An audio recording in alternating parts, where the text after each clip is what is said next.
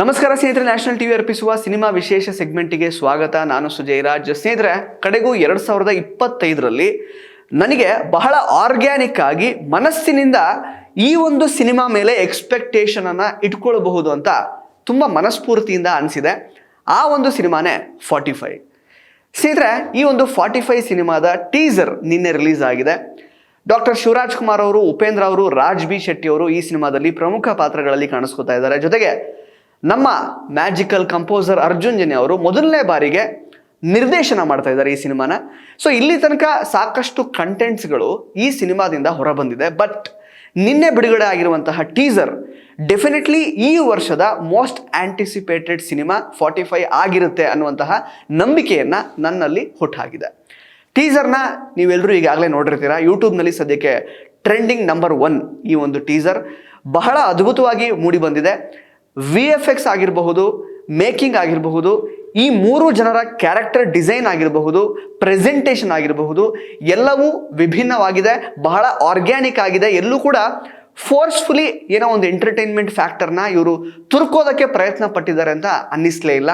And ಪ್ರತಿಯೊಂದು shorts ಕೂಡ ಒಂದೊಂದು ಕತೆ ಹೇಳೋ ಥರ ಇದೆ ಟೀಸರ್ನಲ್ಲಿ. ಜೊತೆಗೆ ಈ 45 ಅಂದರೆ ಏನು ಎಕ್ಸಾಕ್ಟ್ಲಿ ಅನ್ನುವಂತಹ ಒಂದು ಪ್ರಶ್ನೆ ಈ ಸಿನಿಮಾ ಅನೌನ್ಸ್ ಆದಾಗ್ಲಿಂದ ಕಾಡ್ತಾ ಇತ್ತಲ್ಲ. ಅದಕ್ಕೆ ನಾವು ನಮಗೆ ತಕ್ಕ ಹಾಗೆ, ನಮ್ಮ ಯೋಚನೆಗೆ ತಕ್ಕ ಹಾಗೆ, ನಮ್ಮ ಎಬಿಲಿಟೀಸ್ಗೆ ತಕ್ಕ ಹಾಗೆ, ನಮ್ಮ ಥಿಂಕಿಂಗ್ ಕೆಪಾಸಿಟಿಗೆ ತಕ್ಕ ಹಾಗೆ ಏನೋ ಒಂದು ವಿಷಯನ ಡೆಡ್ಯೂಸ್ ಮಾಡ್ಕೊಳ್ಬಹುದು ಅನ್ನೋ ರೀತಿಯಲ್ಲಿ ಟೀಸರ್ನ ಬಿಟ್ಟಿದ್ದಾರೆ.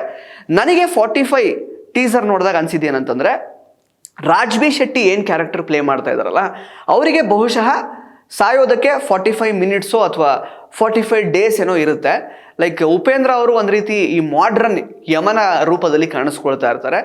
ರಾಜ್ ಬಿ ಶೆಟ್ಟಿ ಅವರನ್ನ ಕಾಪಾಡೋದಕ್ಕೆ ಶಿವಣ್ಣ ಅವರು, ಅಂದರೆ ಏನು ಅವರಿಗೆ ಕಷ್ಟ ಬಂದು ಒದಗಿದೆ ಆ್ಯಕ್ಚುಲಿ ರಾಜ್ ಬಿ ಶೆಟ್ಟಿ ಅವರಿಗೆ, ಅದರಿಂದ ರಾಜ್ ಬಿ ಶೆಟ್ಟಿ ಅವ್ರನ್ನ ಹೊರಗಡೆ ತೆಗೆಯೋದಕ್ಕೆ ಅಥವಾ ಅವರಿಗೆ ಸಪೋರ್ಟ್ ಮಾಡೋದಕ್ಕೆ ಬಹುಶಃ ಶಿವಣ್ಣ ಅವರ ಕ್ಯಾರೆಕ್ಟರ್ ವರ್ಕ್ ಮಾಡ್ತಿರುತ್ತೆ ಅಂತ ನನಗೆ ಅನ್ನಿಸ್ತು actually. But 45 is a time line.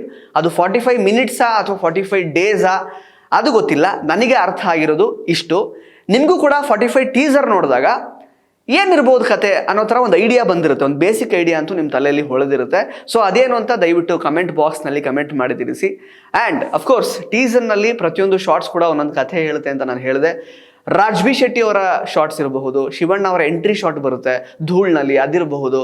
ಜೊತೆಗೆ ಲಾಸ್ಟಲ್ಲಿ ಐಸಿಂಗ್ ಆನ್ ದ ಕೇಕ್ ಥರ ಉಪೇಂದ್ರ ಅವ್ರ ಜೊತೆಗೆ ಒಂದು ನಾಯಿ ಅಂದರೆ ಕಾನ್ವರ್ಸೇಟ್ ಮಾಡ್ತಿರೋದು ಅಥವಾ ಅದೊಂದು ಸೀನ್ ಇದೆಯಲ್ಲ, ಅದು ತುಂಬ ಇಂಟ್ರೆಸ್ಟಿಂಗ್ ಅಂತ ಅನ್ನಿಸ್ತು. ಆ ಒಂದು ಸೀನಲ್ಲಿ ತಮಿಳ್ನ ಈ ಫೇಮಸ್ ಕಾಮಿಡಿಯನ್, ಇತ್ತೀಚಿನ ವರ್ಷಗಳಲ್ಲಿ ಸಿಕ್ಕಾಪಟ್ಟೆ ಸಿನಿಮಾಗಳಲ್ಲಿ, ಸೂಪರ್ ಹಿಟ್ ಸಿನಿಮಾಗಳಲ್ಲಿ ಅವರು ಕಾಣಿಸ್ಕೋತಾ ಇದ್ದಾರೆ. ಜಾಫರ್ ಅವರು ಕೂಡ ನೋಡಿದೆ ನಾನು ಆ್ಯಕ್ಚುಲಿ ಇನ್ಫ್ಯಾಕ್ಟ್. ಸೊ ತುಂಬಾ ಇಂಟ್ರೆಸ್ಟಿಂಗ್ ಪ್ರಿಮೈಸ್ ಅಂತೂ ಈ ಸಿನಿಮಾದಲ್ಲಿ ಇರುತ್ತೆ ಅನ್ನುವಂತಹ ಭರವಸೆಯನ್ನು 45 ಸಿನಿಮಾದ ಟೀಸರ್ ಹುಟ್ಟುಹಾಕಿದೆ.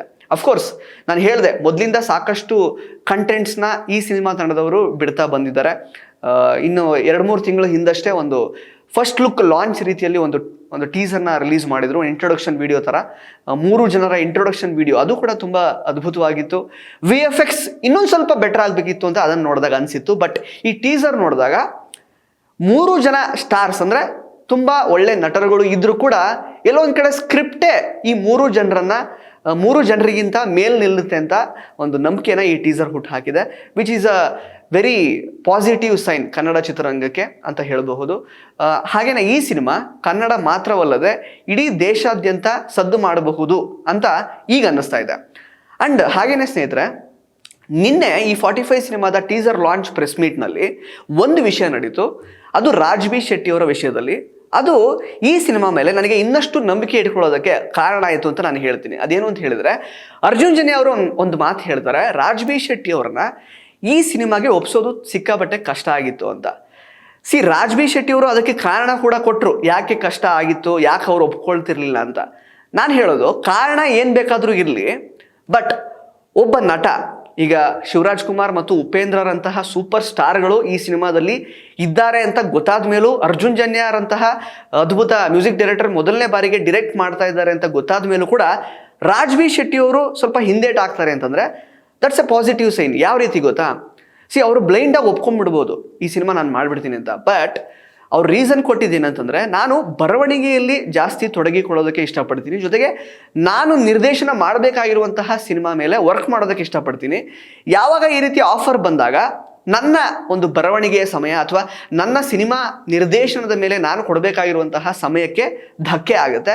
ಹಾಗಾಗಿ since I enjoy writing and direction of my own cinema, ಸ್ವಲ್ಪ ನಾನು ಯೋಚನೆ ಮಾಡ್ತೀನಿ ಇದನ್ನು ಟೇಕ್ ಆಫ್ ಮಾಡಬೇಕಾ ಬೇಡವಾ ಅಂತ ಹೇಳಿದ್ರು.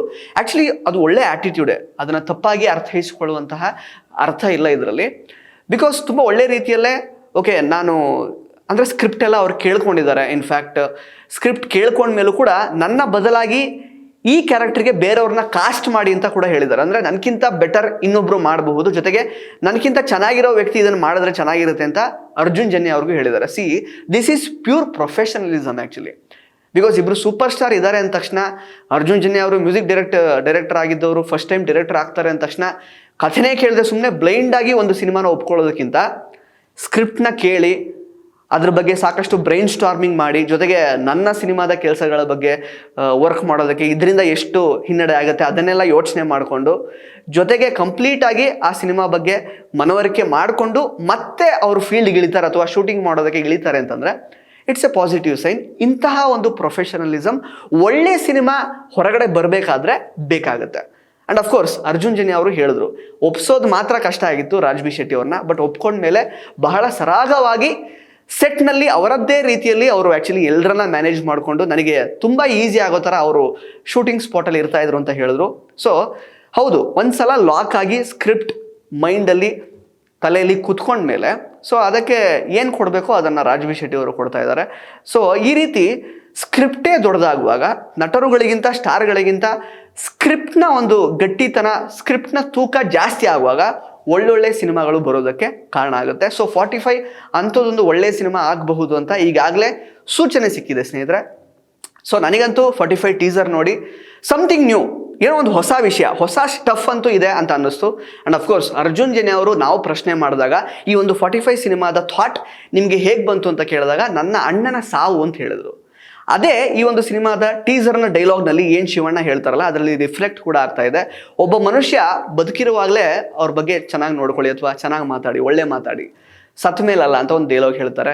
ಆ ಡೈಲಾಗ್ ಆಗಿರಬಹುದು. ಸೊ ಫಿಲಾಸಾಫಿಕಲ್ ಆ್ಯಂಗಲ್ ಅಂತೂ ಇದೆ, ಜೊತೆಗೆ ಅದನ್ನು ಪ್ರೀಚಿಯಾಗಿ ಮಾಡ್ದೇನೆ ತುಂಬ ಎಂಟರ್ಟೈನಿಂಗ್ ಆಗಿ ಪ್ರೆಸೆಂಟ್ ಮಾಡುವಂತಹ ಪ್ರಯತ್ನ ಆಗಿರುತ್ತೆ ಅಂತ ನನಗೆ ಅನ್ನಿಸ್ತು. ಜೊತೆಗೆ ಉಪೇಂದ್ರ ಮತ್ತು ಶಿವಣ್ಣ ಅವ್ರ ನಡುವೆ ಒಂದು ಡೈಲಾಗ್ ಎಕ್ಸ್ಚೇಂಜ್ ಆಗುತ್ತೆ, ಓಂ ಡೈರೆಕ್ಟ್ ಮಾಡಿದ್ದು ನಾನು ಅಂತ, ಅದಕ್ಕೆ ಶಿವಣ್ಣ ಹೇಳ್ತಾರೆ ಅದಕ್ಕೆ ಹೀರೋನೇ ನಾನು ಅಂತ. ಸೊ ಅದೆಲ್ಲ ತುಂಬ ಆ ಒಂದು ಜುಗಲ್ಬಂದಿ ತುಂಬ ಚೆನ್ನಾಗಿರುತ್ತೆ, ತುಂಬ ಎಂಟರ್ಟೈನಿಂಗ್ ಆಗಿರುತ್ತೆ ಕಮರ್ಷಿಯಲಿ ಅಂತ ನನಗೆ ಅನ್ನಿಸ್ತು. ಜೊತೆಗೆ ರಾಜ್ ಬಿ ಶೆಟ್ಟಿ ಅವರ ಪಾತ್ರ ಹೇಗೆ ಬಂದಿರುತ್ತೆ, ಜೊತೆಗೆ ಈ 3 ಜನ ಒಟ್ಟಿಗೆ ಆಗುವಾಗ ಯಾವ ರೀತಿ ಇರುತ್ತೆ ಆ ಒಂದು ಎಕ್ಸ್ಪೀರಿಯನ್ಸ್ ಅನ್ನುವಂತಹ ಎಕ್ಸೈಟ್ಮೆಂಟ್ ಅಂತೂ ನನಗೆ ಸಿಕ್ಕಾಬಟ್ಟೆ ಹುಟ್ಟಿದೆ. ಸ್ನೇಹಿತರೆ, ಇಷ್ಟು 45 ಸಿನಿಮಾದ ಟೀಸರ್ ಬಗ್ಗೆ ನನಗೆ ಅನಿಸಿದಂತಹ ಮಾತುಗಳು. ನಾನು ಆಗಲೇ ಹೇಳಿದಾಗೆ ನನ್ನ ಪ್ರಕಾರ 2025ರ ಮೋಸ್ಟ್ ಆಂಟಿಸಿಪೇಟೆಡ್ ಸಿನಿಮಾ 45 ಇಲ್ಲಿ ತನಕ. ಮತ್ತೆ ಗೊತ್ತಿಲ್ಲ, ಬೇರೆದೆಲ್ಲ ಕಂಟೆಂಟ್ಸ್ ಇನ್ನು ಬರಬೇಕಾಗಿದೆ, KD ಟ್ರೈಲರ್ ಬರಬೇಕಿನ್ನು, ನೋಡ್ಬೇಕು ಹೇಗಿರುತ್ತೆ ಅಂತ. ಸಾಕಷ್ಟು ಹಾಡುಗಳ ಮೂಲಕ ಎಕ್ಸ್ಪೆಕ್ಟೇಷನ್ಸ್ ಇದೆ, ಬಟ್ ಪ್ರೇಮ್ ಅವ್ರ ಸಿನಿಮಾ ಟ್ರೈಲರ್ ನೋಡಬೇಕಾಗತ್ತೆ ಯಾವ ರೀತಿ ಇರುತ್ತೆ ಅಂತ, ಅದ್ರ ಬಗ್ಗೆ ಕೂಡ ಕುತೂಹಲ ಇದೆ. ಇನ್ನು ನಿನ್ನೆ ಈಗ ನಮ್ಮ ಉಪೇಂದ್ರ ಅವರಿಗೆ ರಿಯಲ್ ಸ್ಟಾರ್ ಅನ್ನುವಂತಹ ಬಿರುದಿದೆ, ಶಿವಣ್ಣ ಅವರಿಗೆ ಕರುನಾಡ ಚಕ್ರವರ್ತಿ ಅಂತ ಕರೀತಾರೆ, ಹ್ಯಾಟ್ರಿಕ್ ಹೀರೋ ಅಂತ ಕರೀತಾರೆ. ಅದೇ ರೀತಿ ರಾಜ್ ಬಿ ಶೆಟ್ಟಿ ಅವರಿಗೆ ಏನಾದರೂ ಒಂದು ಸ್ವಲ್ಪ ಬಿರುದು ಕೊಡಬೇಕಲ್ವಾ ಅಂತ ಪತ್ರಕರ್ತರು ನಿನ್ನೆ ಪ್ರೆಸ್ ಮೀಟಲ್ಲಿ ಕೇಳಿದಾಗ, ಅಯ್ಯೋ ನಾನು ಆರಾಮಾಗಿದ್ದೀನಿ, ನನಗೆ ಯಾವುದು ಬೇಡ ಅಂತ ರಾಜ್ ಬಿ ಶೆಟ್ಟಿ ಅವರು ಹೇಳಿದ್ರು. ಬಟ್ ಆ ಟೈಮಲ್ಲಿ ಶಿವಣ್ಣ ಅವರು ಗೊತ್ತಲ್ಲ ಇನ್ಸ್ಟೆಂಟ್ ಆಗಿ ಒಂದು ಬಿರುದನ್ನು ಅಲ್ಲೇ ಕೊಟ್ಟರು. ಅದೇನು ಅಂತಂದರೆ ಸೋಲ್ ಸ್ಟಾರ್ ಅಂತ. ಸೊ ಅಂದರೆ ಆತ್ಮಕ್ಕೆ ಬಹಳ ಹತ್ತಿರವಾಗಿಬಿಡ್ತಾರೆ ರಾಜ್ ಬಿ ಶೆಟ್ಟಿ ಅವರು, ಮನಸ್ಸಿಂದ ಮಾತಾಡ್ತಾರೆ. ಹಾಗಾಗಿ ಮನಸ್ಸಿಗೆ ನಾಟೋ ಹಾಗೆ ಅವರು ಅಭಿನಯ ಮಾಡ್ತಾರೆ, ಆತ್ಮಕ್ಕೆ ನಾಟೋ ಹಾಗೆ ಅವರು ಅಭಿನಯ ಮಾಡ್ತಾರೆ. ಹಾಗಾಗಿ ಸೋಲ್ ಸ್ಟಾರ್ ಅಂತ ಅಲ್ಲೇ ಇನ್ಸ್ಟೆಂಟ್ ಆಗಿ ಒಂದು ಟೈಟಲನ್ನು ಕೊಟ್ಟರು. ಇನ್ಫ್ಯಾಕ್ಟ್ ಅದನ್ನು ರಾಜ್ ಬಿ ಶೆಟ್ಟಿ ಅವರು ನಯವಾಗಿ ನಿರಾಕರಿಸಿದ್ರು, ಬೇಡ ಅಂತೆಲ್ಲ ಹೋಗಿ ಶಿವಣ್ಣ ಅವ್ರ ಕಾಲಿಗೆಲ್ಲ ಬಿದ್ದರು. ಬಟ್ ಸೋಲ್ ಸ್ಟಾರ್ ಇಲ್ಲ ಒಂದು ರೀತಿ ಚೆನ್ನಾಗಿದೆ ಅಂತ ನನಗೆ ಅನ್ನಿಸ್ತು actually. But Raj B Shetty ಅಂತಹ ವರ್ಸಟೈಲ್ ನಟರಿಗೆ ಯಾವುದೋ ಒಂದು ಪರ್ಟಿಕ್ಯುಲರ್ ಸ್ಟಾರ್ ಅಥವಾ ಬಿರುದನ್ನು ಕೊಟ್ಟು ರಿಸ್ಟ್ರಿಕ್ಟ್ ಮಾಡುವಂತಹ ಅಗತ್ಯ ಇದೆಯಾ? ಅದ್ರ ಬಗ್ಗೆ ನಿಮಗೇನು ಅನಿಸುತ್ತೆ? ಸೋಲ್ ಸ್ಟಾರ್ ರಾಜ್ ಬಿ ಶೆಟ್ಟಿ ಅಂತ ಕರೆದ್ರೆ ಇನ್ನು ಮುಂದೆ ಅವ್ರನ್ನ ಹೇಗೆ ಅನಿಸುತ್ತೆ? ಅದ್ರ ಬಗ್ಗೆ ಕೂಡ ದಯವಿಟ್ಟು ಕಮೆಂಟ್ ಬಾಕ್ಸಲ್ಲಿ ಕಮೆಂಟ್ ಮಾಡಿ ತಿಳಿಸಿ. ಧನ್ಯವಾದ.